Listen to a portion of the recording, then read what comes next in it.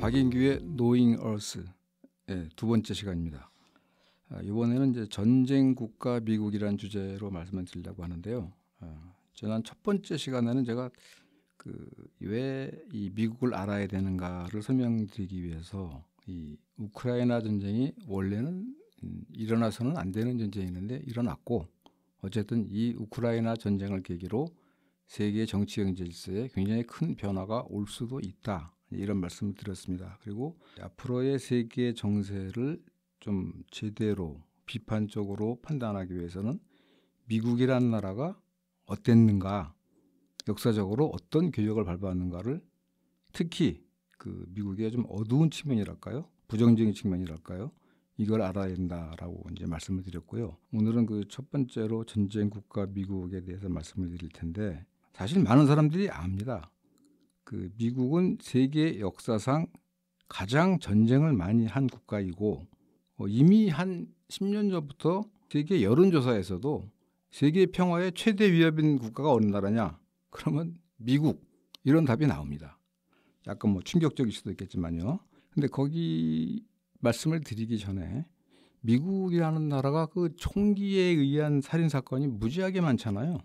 미국 인구가 3억 3천만 명인데 그 3억 3천만 명이라는 민간인이 갖고 있는 개인 총기가 4억 정이랍니다. 그러니까 1인당 한 정 이상이 총을 갖고 있죠. 그러다 보니까 4살짜리 아이가 총을 오바를 해가지고 동생을 죽인다거나 이런 일이 벌어지고 있는데, 이 총기 소유의 권리는 미국에서는 헌법상의 권리예요. 빌 오브 라이츠라고 수정헌법 2조에 이게 규정이 되어 있습니다.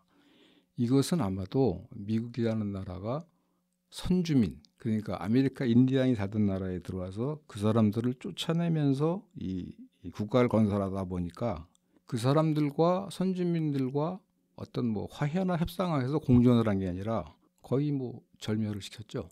그러니까 일종의 미국의 서부 영화를 보더라도 서로 생각이 다른 사람끼리 토론을 한다거나 협상을 한다거나 타협을 한다거나 이러지를 않죠. 총으로 해결합니다. 그런 전통이 어떤 일종의 역사적 유전자로 남아있는 게 아닌가, 그런 생각을 해보고요.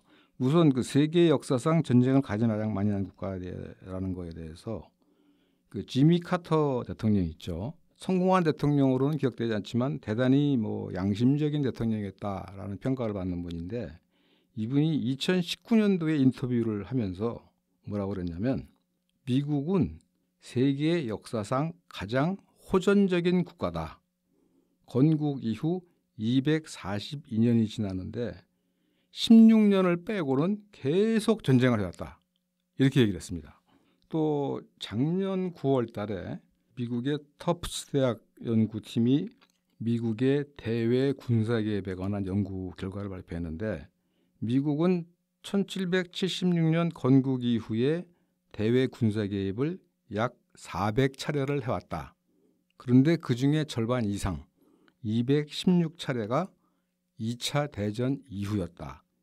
또 놀라운 것은 냉전 이후가 더 많았다. 그러니까 1946년부터 89년까지 44년간 104회의 군사 개입을 했는데, 90년부터 2019년까지는 30년입니다. 112회의 군사 개입을 했다는 거예요.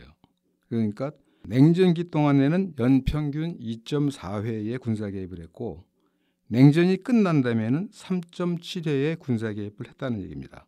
왜 이렇게 갑자기 늘었느냐? 냉전 기간 동안에는 소련이라는 핵 보유 강국이 적으로 있었기 때문에 상대적으로 조심을 한 거였죠. 그러나 냉전이 끝났으니까 그 뒤로는 그야말로 마음대로 이라크, 아프가니스탄, 시리아, 리비아 해서 엄청나게 많은 군사 개입을 했다는 얘기입니다. 근데 이것은 이 최근의 얘기만이 아니라 영국의 아주 유명한 역사가가 있죠. 아놀드 터인비라고. 이분이 이미 1971년에 그런 얘기를 했어요. 그 당시가 이제 베트남 전쟁 기간이었는데 뭐라고 말씀을 했냐면, 현재의 미국은 대다수 유럽인들에게 세계에서 가장 위험한 나라로 인식되고 있다. 미국이 의심할 바 없는 세계 최대 강국이라는 점에서 이러한 인식은 특히 지난 30년간 미국의 이미지가 이토록 악화됐다는 것은 매우 무시무시한 뭔가가 있다. 특히 유럽이나 북미가 아닌 지역, 즉 중남미, 아프리카, 아시아 사람들에게는 더욱 무시무시할 것이다. 다른 나라의 국내 정치에 잔혹한 폭력으로 개입하는 미국은 하나의 악몽이다. 그러니까 이미 이 베트남 전쟁 때부터 미국의 행동이 저게 좀 정당하지 않은 무력의 행사다라는 얘기인 거죠. 또 하나는 이제 그 2013년도에 갤럽이 세계 65개 국가 6만 7천 명을 대상으로 해서 여론조사를 했습니다. 오늘날 세계 평화의 최대 위협 국가는 어느 나라인가? 라는 게 이제 질문이었는데요. 미국을 뽑은 비율이 제일 높습니다. 24%입니다. 그 다음이 파키스탄, 그 다음이 중국, 북한, 이스라엘, 아프간, 이란인데 이 나라들이 이제 5%입니다. 인도, 이라크, 일본이 4%, 시리아가 3%, 러시아가 2%, 뭐 한국은 1%네요. 그러니까 이미 전 세계 이미 2010년 정도가 되면은 전 세계 많은 국가에서 미국이라는 나라가 이 세계 평화를 위협하고 있다. 뭐 그 결정적인 계기는 이제 9.11이었겠죠. 이 테러를 제거하겠다라는 이유로 전쟁을 많이 일으킨 겁니다. 그렇다면 미국은 왜 전쟁을 일으키는가? 뭐 그냥 한마디로 딱 얘기하면은 경제적 팽창을 위한 겁니다. 이 부분에 대해서는 뭐 많은 분들이 얘기를 했는데요. 한번 보죠. 예를 들면 그 다니엘레 간서라는 그 스위스의 평화운동 겸 그 정치학자가 있어요. 이분이 이제 2020년도에 USA Ruthless Empire, 그러니까 미국 잔혹한 제국이라는 책으로 그 미국의 어떤 그 뭐 군사주의랄까요? 뭐 그거를 이제 그 젊은 층에게 알리기 위한 책을 썼는데 거기에서 뭐라고 그랬냐면 미국의 대외 정책은 민주주의, 자유, 인권 진작과 전혀 관련이 없다. 전쟁은 경제를 먹여 살리기 위해 부자들의 탐욕을 충족시키기 위해 수행된다. 미국 정부는 석유, 가스 등 천연 자원에 대한 접근권을 확보하고 경쟁 국가를 약화시키며 미국 기업의 제품 수출을 위한 문호 개방을 위해 활동한다. 이렇게 비판했습니다. 또 한 분을 설명을 드린다면 이 스티븐 킨터라는 미국 언론이 있어요. 이분은 뉴욕타임즈, 크리스천 사이언스 모니터에서 주로 중동과 중남미 특파원을 하신 분인데 미국의 대외 정책에 대해서 비판적인 책을 많이 냈습니다. 뭐 대표적인 게 뭐 오버스로우라고 해서 전복, 그러니까 미국이 19세기 말 하와이부터 시작해서 이 얼마나 많은 나라들을 전복 정권 교체시켰는가 하는 책을 쓴 분인데 이분이 뭐라고 그랬냐면 20세기 이후 지금까지 미국은 미국의 국익에 저항하는 외국 정부들을 전복시키기 위해 지속적으로 군사력과 정보기관들을 활용해 왔다. 그때마다 미국은 국가 안보라든가 자유와 민주주의 진흥을 위한 것이라는 가짜 명분을 내세웠다. 그러나 대부분의 경우 미국 정부의 행동은 기본적으로 경제적 동기에 의해 촉발된 것이었다. 특히 무엇보다도 미국 기업의 이익을 보호하고 이에 대한 저항을 분쇄하기 위한 것이었다. 라고 얘기를 했습니다. 그 미국은 이 독립 이후에 대단히 많은 전쟁을 했는데 예를 들면 1846년부터 48년까지 멕시코 전쟁을 해가지고 지금의 멕시코주, 뉴멕시코주, 뭐 네바다주, 캘리포니아주 이런 것들이 다 원래 거기가 원래 멕시코 땅이었습니다. 그 멕시코 땅의 한 절반을 뺏어옵니다. 뭐 아시겠지만 그 이 캘리포니아나 이쪽 그 미국 서해안의 도시 이름들은 그 스페인어가 많습니다. 뭐 세크라멘토, 샌디에이고, 로스앤젤레스, 샌프란시스코 이런데 이게 왜 그러냐면 멕시코 땅이었기 때문에 그래요. 그다음에 이제 남북 전쟁을 통해서 국가를 통일을 했고 그 1890년이 되면 이제 인디안 전쟁이 끝납니다. 그러니까 인디안들이 아마도 미국 영국인이 처음 아메리카들에게 왔을 때 약 1,000만 명이었다고 그러는데 1890년이 되면 대략 한 25만 명으로 줄어듭니다. 그리고 이제 1898년 스페인 전쟁이 최초의 해외 팽창 전쟁입니다. 그때 스페인과의 전쟁을 통해서 쿠바를 보호국화하고 푸에르토리코와 괌을 병합하고 그다음에 필리핀도 식민지화했죠. 필리핀을 식민지화하느라고 자그마치 3년간 전쟁을 벌였고 그 와중에 목숨을 잃은 필리핀 사람들이 20만 명 된다고 그래요. 스페인 전쟁은 굉장히 중요한 전쟁입니다. 그 말하자면 미국은 스스로 이 세계에서 최초의 시민혁명을 했고 뭐 공화국이고 뭐 자유와 인권을 존중한다고 했는데 그 당시에 미국 국내에서도 굉장히 반발이 많았죠. 특히 이제 쿠바 같은 경우는 관타나모 기지를 영구 조차하고 쿠바의 경제 정책, 그러니까 쿠바의 정치 권력은 그대로 독립적인 것처럼 남겨놓고 쿠바의 뭐 이 대외 차관이라든가 이 재정 문제 이런 거는 이제 미국이 간섭하면서 한 60년간 간접적으로 지배를 하죠. 그거를 이제 그 예전에 유럽 국가들이 다른 나라를 무력으로 점령해서 지배하는 식민지와 구분해서 신식민주의라고 합니다. 그러니까 이후에 미국이 대개 이제 이 신식민주의에 의해서 세계를 지배하는데 이러한 이 미국의 지배로부터 쿠바가 벗어난 게 1959년 쿠바 혁명이잖아요. 약 60년 만에 이제 이 경제적 독립을 획득한 것인데 그 당시 대통령이었던 아이젠하워 대통령이 쿠바 사람들이 왜 혁명을 했을까? 우리가 그렇게 잘해줬는데? 라고 했다고 합니다. 그러니까 미국 사람들은 자기네들이 하고 있는 것이 그 상대방 국가에 대한 피해다 이런 의식이 없는 것이죠. 그리고 미국의 입장에서는 1차 대전, 2차 대전에서 커다란 어부지리를 얻습니다. 1차 대전에서는 1차 대전에 실제로 참전한 기간은 1918년 4월부터 한 6개월밖에 안 돼요. 그런데 중요한 거는 영국, 프랑스가 이 쓰는 전쟁 비용을 미국이 다 구워줬습니다. 정확하게는 모르겠습니다. 하도 수백억 달러가 됩니다. 그러면서 미국이 세계 최대의 채권 국가가 됩니다.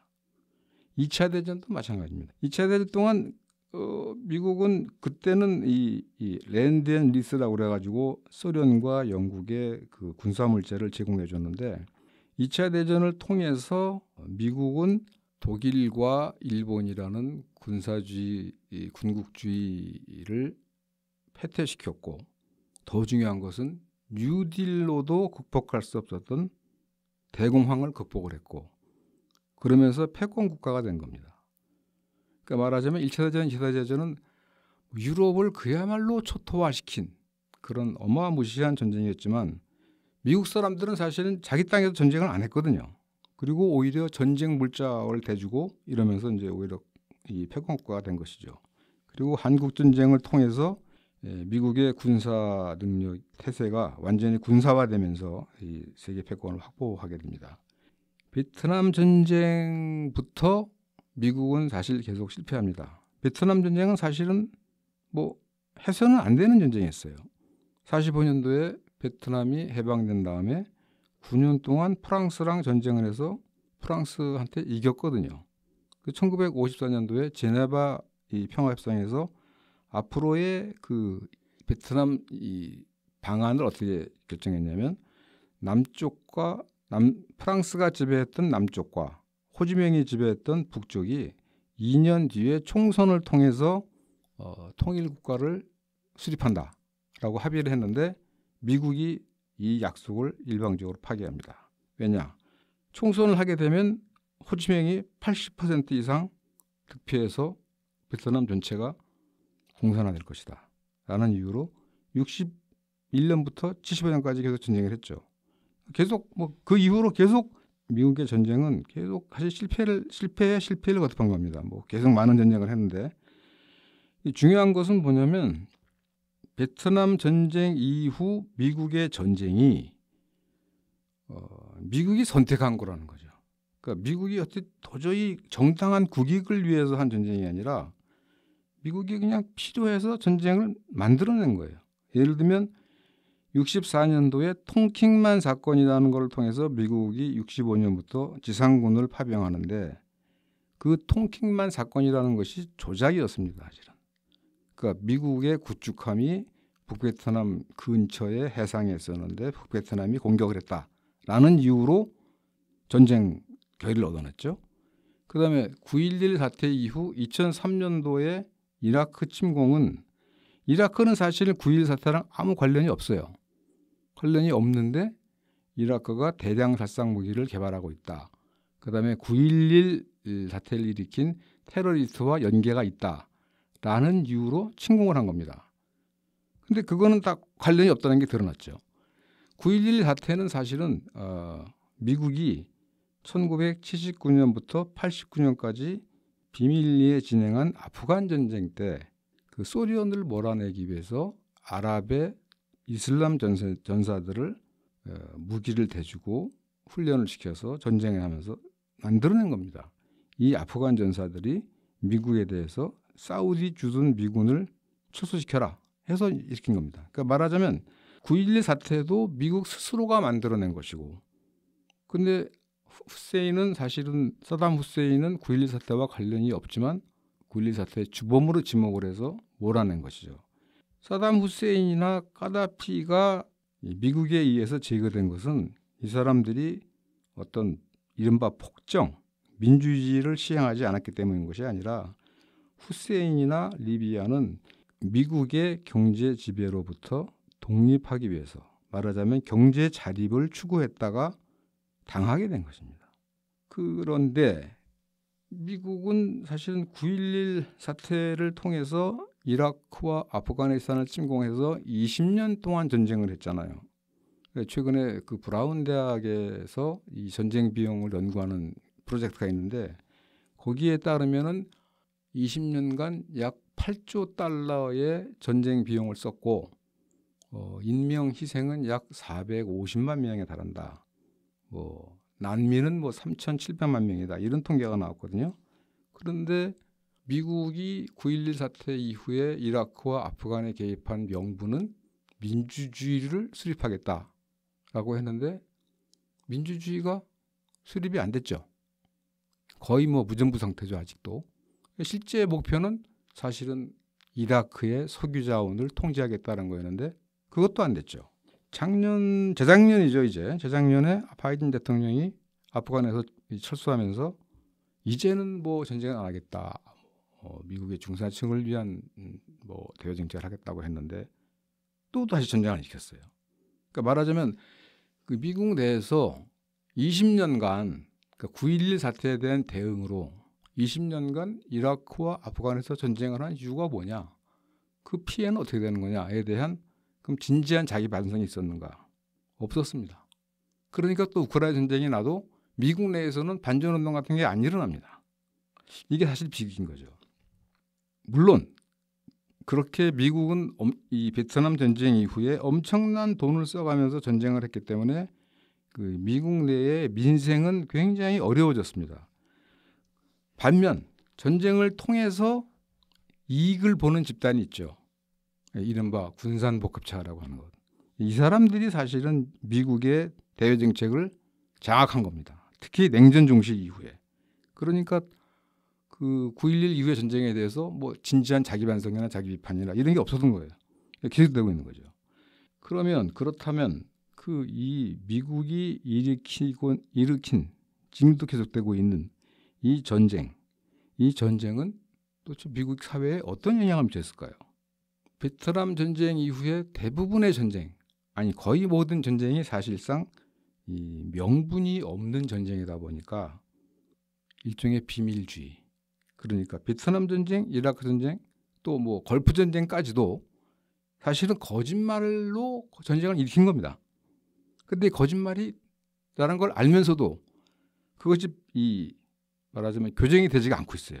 그러니까 거짓말의 대외 정책이 어떤 허위의 명분에 의해서 되고 있다는 것이죠. 그다음에 이 전쟁의 부작용과 관련해서 또 하나는 이 자원 배분의 왜곡입니다.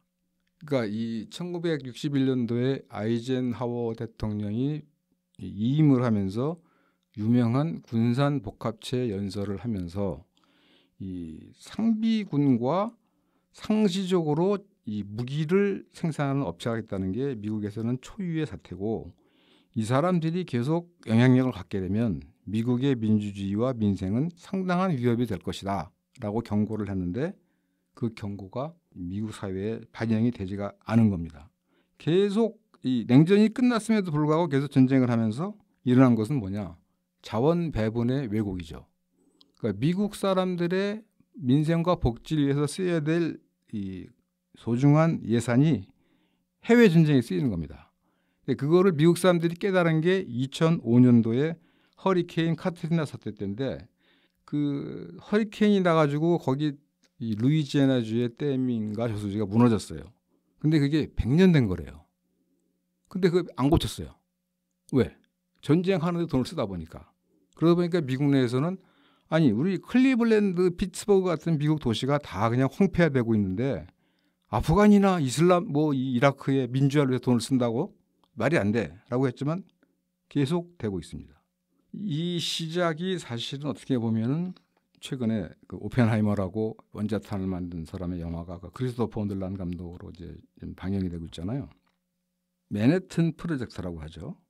그 이 맨해튼 프로젝트가 시작된 이유는 독일에서 먼저 원자핵 분열의 원리를 발견을 했고, 그대로 놔두면 나치 독일이 원자탄을 발명할 수도 있으므로 그것을 막기 위해서 미국이 해야 된다라고 해서 아인슈타인이 루즈벨트 대통령에게 편지를 2번이나 써가지고 시작을 한 거예요.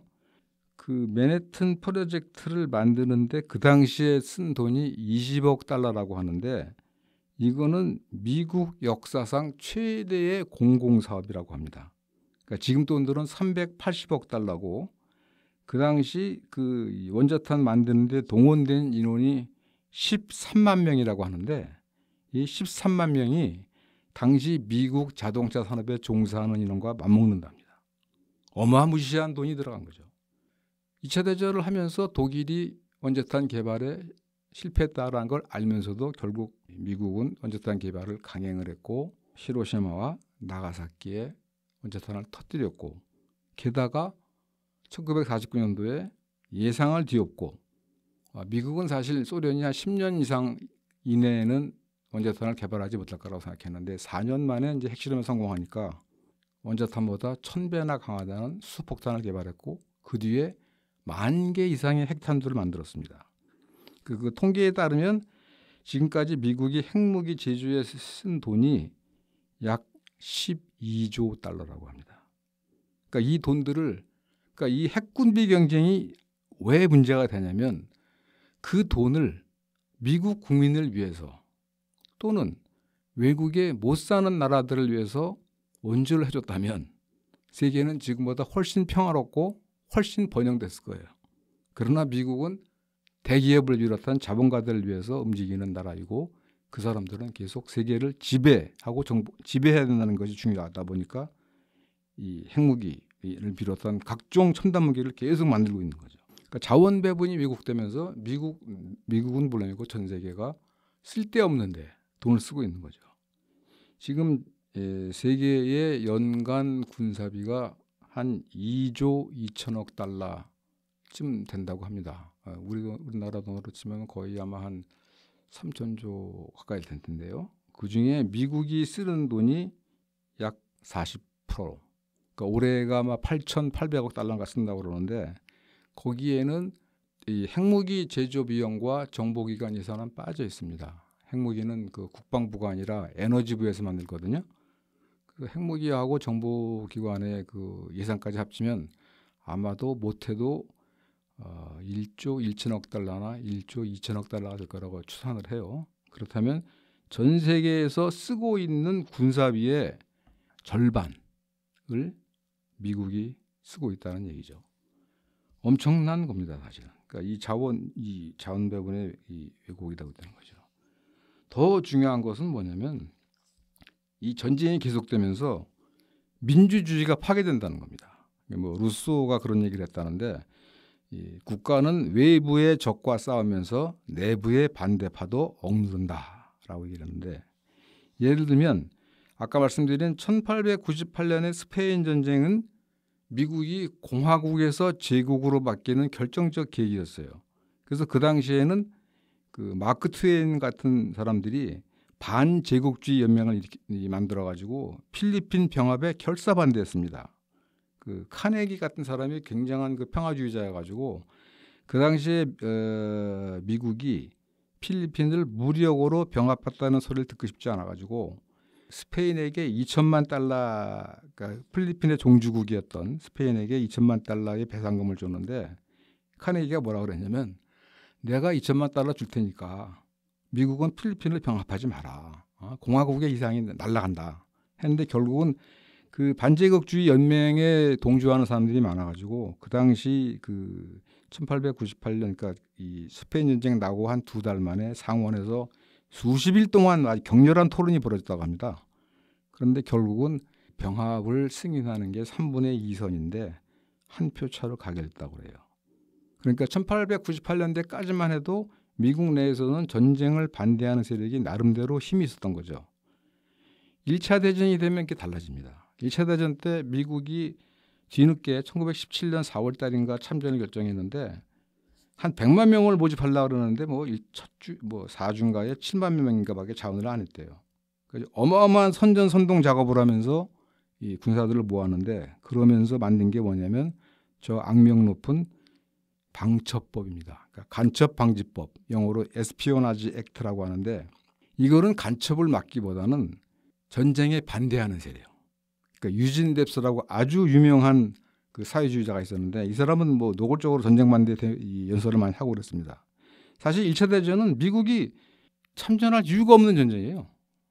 그런데 어쨌든 뭐 이 아까 말씀드린 것처럼 영국이랑 프랑스한테 꾸어준 전쟁 비용을 받아내기 위해서 이제 들어간 건데 이 방첩법을 통해서 반전 평화주의자들을 억압합니다. 그 지금 모스크바에 망명해 있는 에드워드 스노든, 영국에서 지금 미국으로 뭐 끌려갈지 모르는 줄리안 어산지, 이 사람들이 바꾼 혐의가 다 방첩법입니다. 또 2차 대전 동안에는 미국이 소련과 연합국이기 때문에 이 사회주의자나 공산주의자를 어쩌지 못했는데 46년 이후 냉전이 격화되면서 메카시즘이라는 게 나와가지고 공무원, 뭐 노조, 학계 이런 데에 진보 사회주의자들을 대거 숙청합니다. 그러면서 완전히 미국은 어떤 의미에서는 사상의 자유가 일정 부분 제약된 나라가 됩니다. 9.11 이후가 더 심각합니다. 9.11 이후는 9.11이라는 거는 미국이 자기 나라에서 공격받은 거의 최초의 사태이기 때문에 전 사회에 엄청난 공포 분위기가 돌아가요. 그래서 그 공포 분위기를 이용해서 전 사회적인 사찰 시스템이 작동하는 겁니다. 그러니까 스노우든이 그 말하자면 민간인 사찰을 폭로하고 어산지 등이 뭐 미국의 그 전쟁 정책을 폭로한 것도 바로 9.11 이후부터입니다. 근데 그 9.11 이후로 미국은 완전히 그 전부터도 사실은 민간인 사찰이 심했지만 굉장히 강력해집니다. 그러면서 모든 사회가 이 정부가 하는 역할에 대해서는 이견을 제출하는 것을 꺼리게 됩니다. 그러니까 예를 들면 아까 제가 지난번에 말씀드린 그 제프리 삭스 같은 경우가 작년에 우크라이나 전쟁이 나자마자 뉴욕 타임스를 비롯한 거의 모든 미국과 서방의 언론들이 이것은 도발되지 않은 전쟁이다. 우크라이나가 뭔 잘못을 한 게 아니라 그냥 러시아가 우크라이나를 정복하기 위해서 벌인 전쟁이다라는 것으로 보도를 했거든요. 제가 그 당시에 그 관련된 기사를 스프레시안에 쓴 적이 있는데 엄청나게 많은 도발의 날이 있었어요. 그래서 그 제프리 삭스가 뭐라 그랬냐면 아니 나한테 이 뉴욕타임스에 원고를 이 지면을 제공해 달라. 700단어짜리 제공을 달라. 그러면 내가 이게 도발되지 않은 전쟁이 아니라 사실은 이 미국과 우크라이나가 도발한 전쟁이라는 증거를 다 쓰겠다 했는데도 뭐 쓸 수가 없었습니다. 그러니까 이 전쟁이 계속되면서 그냥 중요한 문제는 뭐냐면 거짓말이 일성화되고 그다음에 민생 경제를 써야 될 자원이 왜곡이 되고 미국의 민주주의가 파괴가 되고 외국도 이제 민생이 어려워지고 이렇게 되고 있다는 거죠. 그런데 여기서 또 하나 중요한 문제는 뭐냐면 대부분의 미국 사람들이 미국이 군사력을 이용해서 세계를 지배한다는 사실을 잘 모르고 있다는 겁니다. 이거는 찰머스 존슨이라고 미국의 경제학자인데 이분이 사실은 굉장히 냉전의 전사였어요. 중국 전공했고 이제 일본 전문가인데 미국이 군사력으로 세계를 지배한다는 걸 전혀 모르고 있다가 95년도에 오키나와에서 미군 해병이 초등학교 6학년짜리 여자애들을 강간한 사건을 직접 가서 보고 이 미국이 세외 군사기지에서 엄청나게 나쁜 짓을 저지르고 있구나.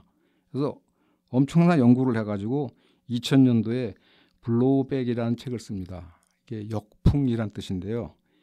미국이 벌인 비밀 공작이나 여러 군사 행동으로 반드시 미국은 그 후과를 치르게 될 것이다 라고 얘기를 합니다. 그게 2000년도입니다.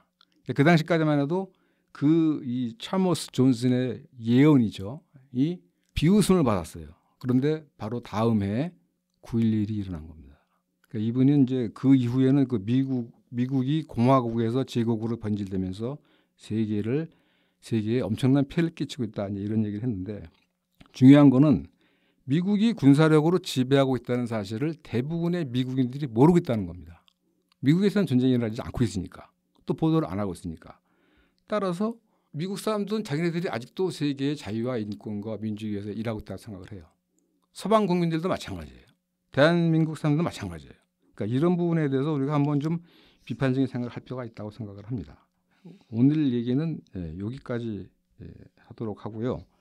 다음번에는 이 금권 지배, 미국의 이 부자들이 어떻게 미국의 이 대외 정책과 경제 정책을 지배하고 있는가 거기에 대해서 말씀을 드리도록 하겠습니다. 오늘 얘기는 여기까지 하도록 하겠습니다. 고맙습니다.